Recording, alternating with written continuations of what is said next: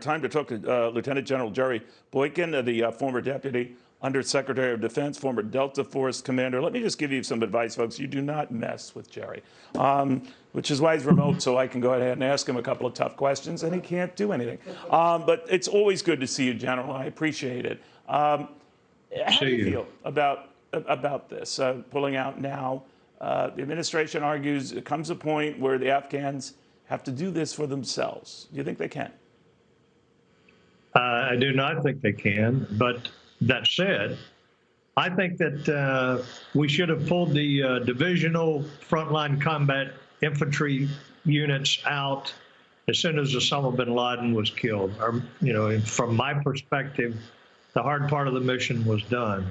But I also don't believe that we should do a complete total withdrawal at this stage. I think we need to keep a robust military advisory group in there to continue working with the Afghans, along with the security force there to protect the embassy, and a multi-agency intelligence operation there so we know what's going on in that country. General, the view of many military commanders, both from this administration and prior ones, is that the Taliban are moving fast and could even take control in short order. Do you agree with that? I agree, absolutely agree with it. I think you're going to see the Taliban take over in a fairly short time with everything but Kabul. And I think what you're going to do is you're going to have basically a government in exile, and that being the exile being Kabul, and you're going to have the Taliban right back where they were in 2001. They'll be controlling most of the land areas in the nation there. That's just, look, it's a tribal society.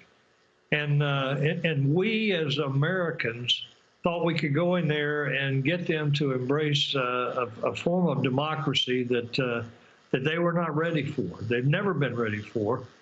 And furthermore, we started out helping them write a constitution, and the first words in that constitution was the Islamic Republic of Afghanistan.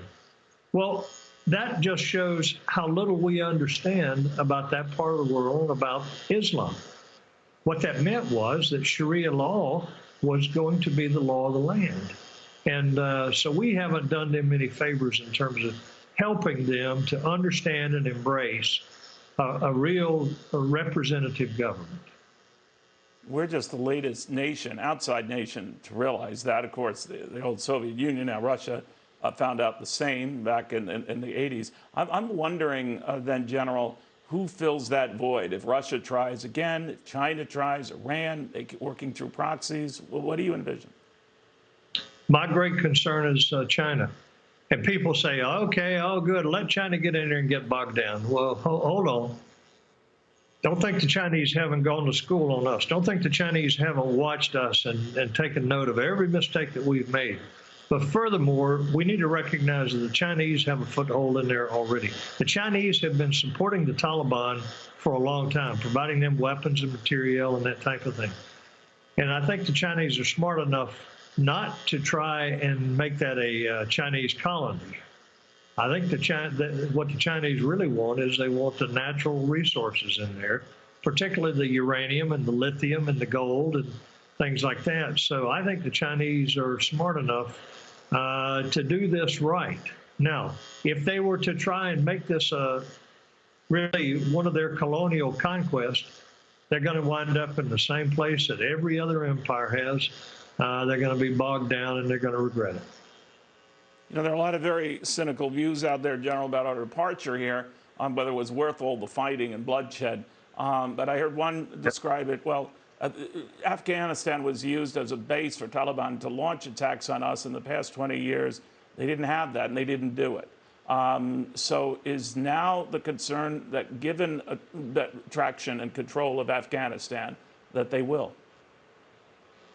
Well, I think that's always a concern, and I've heard a lot of people express that for 20 years we've not had another 9/11 type attack.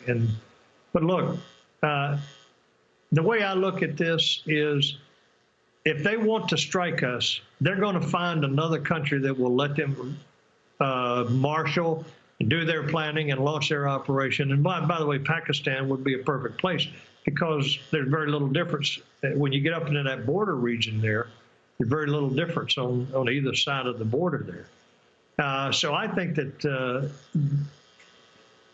if we really want to be secure in terms of not allowing a terrorist organization to attack us again from one of those strongholds in there, and what we need to do is we need to have boots on the ground and an interagency intelligence apparatus that will tell us when there is a threat. And remember, for the intelligence community, the #1 responsibility is called indications and warnings. That means telling you when there's going to be another Pearl Harbor or 9/11 coming. Fair enough. General Jerry Boykin, thank you very much. Very good seeing you again.